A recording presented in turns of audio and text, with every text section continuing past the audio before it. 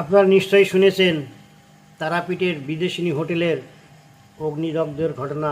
তো রবিবার গভীর রাতে ওই হোটেলে আগুন লাগে, কিন্তু হোটেলের মধ্যে যে সমস্ত পর্যটকরা ছিলেন তাদের মধ্যেই কোনো ক্রমে বেরিয়ে আসতে পেরেছিলেন, কিন্তু 9 জন তারা বেরোতে পারেনি, অগ্নিদগ্ধ হয়ে মারা যায়। প্রশাসনিক তরফ থেকে জানা যায় তারাপীঠের অধিকাংশ হোটেলগুলো ফায়ার সার্ভিসের কোনো ব্যবস্থা ছিল না। এই বিদেশিনী হোটেলে পর্যটকরা যারা ছিলেন তারা যখন জানতে পারলেন ওই হোটেলে আগুন লেগেছে, বেরোনোর জন্য আপ্রাণ চেষ্টা করেছিল। বাইরে বেরোনোর যে গেট, সেই গেটে ছিল তালা। বলুন, এটা কি পরিষেবা বলে হোটেলের? পুলিশ ওই হোটেলের মালিক ও তার ছেলেকে গ্রেপ্তার করে নিয়ে যায়। ওই 9 জন যারা অগ্নিদগ্ধ হয়ে মারা গিয়েছেন তাদের জীবন ফিরে পাওয়া যাবে? প্রশাসন নড়ে চড়ে বসেছে। গতকালই 15টা হোটেল বন্ধ করে দিয়েছেন, তাদেরকে নোটিশ ধরিয়ে দিলেন। তাদের যথাযথ ব্যবস্থা না থাকার কারণেই এই কড়া ব্যবস্থা প্রশাসনের। মালদার পুকুরিয়া থানার নসিপুর গ্রামের তেওয়ারি পরিবার, ওই তেওয়ারি পরিবারের 7 জন ও ড্রাইভার মিলে মোট 8 জন ওই বিদেশিনী হোটেলের 3 তলায় নিয়েছিলেন। কোনো ক্রমে তারা ফায়ার ব্রিগেডের কর্মীদের মাধ্যমে বেরিয়ে আসেন নিরাপদে। তেওয়ারি পরিবার আজ তারা বাড়ি ফিরেছেন। সেই তেওয়ারি পরিবারের 2 সদস্য তারা কি বলছেন সেদিনকার অভিজ্ঞতা শুনুন তাদের মুখ থেকে। আমরা ওই বললাম যে তুই কাকিমাদেরকে উঠা, সবকে উঠা তাড়াতাড়ি, সবকে ভাইটাইকে উঠা। তো সবকে উঠানো, উঠিয়ে আমরা ওই যেটা গেট দিয়ে ঢুকেছিলাম রাত্রেবেলা, সেটা যখনই খুলছি দেখছি ধোঁয়া, তখন বললাম যে গেটটা লাগিয়ে দিলাম।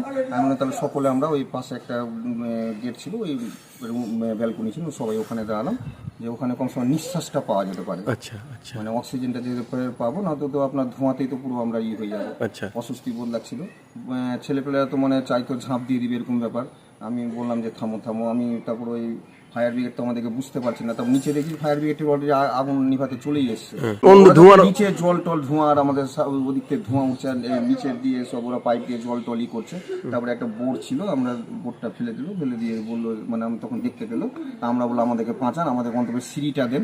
তো ওরা সিঁড়িটা দেওয়ার চেষ্টা করছে, কিন্তু সিঁড়িটা আমাদের ওই অবধি পৌঁছচ্ছে না। তো মনে হয় আমাদের নিচতলার যে ছিল তাকে থেকে, সেই সিঁড়ি থেকে মনে হয় 2 জন না কজনকে মনে হয় নামালো।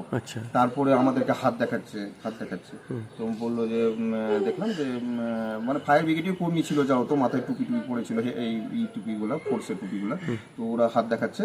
তারপরে আস্তে আস্তে যখন আগুনটা একটু নিয়ন্ত্রণে আনলো ওই ফায়ার ব্রিগেডের অফিসার আর একজন কে ছিল সঙ্গে, আমাদেরকে এসে উদ্ধার করে নিয়ে গেল। আমরা যে সিঁড়ি দিয়ে এসেছিলাম সেই সিঁড়ি দিয়ে না, মানে পেছন দিক দিয়ে মনে এক সিঁড়ি ছিল, ওই সিঁড়ি দিয়ে আমাদেরকে না। দেখেন, আমাদের মানে বুঝতে পারছি না যে মানে হোটেলে মানে এরকম যে ব্যাপার হবে, আমরা মানে কল্পনাও করতে পারছি না। মানে ভাবছি যে আর হোটেলে হয়তো ঢুকবো না, এরকম ব্যাপার হচ্ছে যে বাইরে কোথাও রাস্তাতে কাটিয়ে দিব, ফুটপাতে ঘুমিয়ে যাবো, কিন্তু হোটেলে আর যাবো না। আমি ঘুমিয়েছিলাম, যখন সবার চিৎকার চেঁচামেচি আমি শুনলাম, তখন আমি ভাবছি কিসের যেন চিৎকার হচ্ছে। প্রথমে আমি শুনেছি আমার ড্রাইভার চিৎকার হচ্ছে, তখন আমরা ঘুমিয়ে, তখন আমাকে বলছে কাকিমা তুমি তাড়াতাড়ি করে উঠো, কাকু তুমি তাড়াতাড়ি করে উঠো, এই হোটেলে আগুন লেগে গেছে। আমি বলছি আগুন লেগে গেছে? আমি ভাবছি হয়তো পাশেরটাই লেগেছে। তারপরে যখন আমরা ওই বেলকনির গেটটা খুলে যখন বেলকনিতে গেছি, তখন দেখছি নিচে ফায়ার ব্রিগেডের গাড়ি দাঁড়িয়ে আছে। তারপরে ওই কি বলে মানে প্রচুর বোমরা নিচে। এবার আমাদেরকে যে কেউ দেখবে সেটার মতো কেউ আমাদের দিকে আর তাকাচ্ছে না। ফায়ার ব্রিগেডের যে গাড়িটা এসে ওখানে লেগেছে, 2nd ফ্লোরে মই লাগানো আছে, কিন্তু ওই মইটা ভাবছি যদি আমাদের এই 3 নম্বর ফ্লোরে লাগিয়ে দিত, তাহলে আমার ছেলেকে বাঁচিয়ে নিতাম। আমার 2 ছেলেকে তখন আমার রাখা যাচ্ছে না।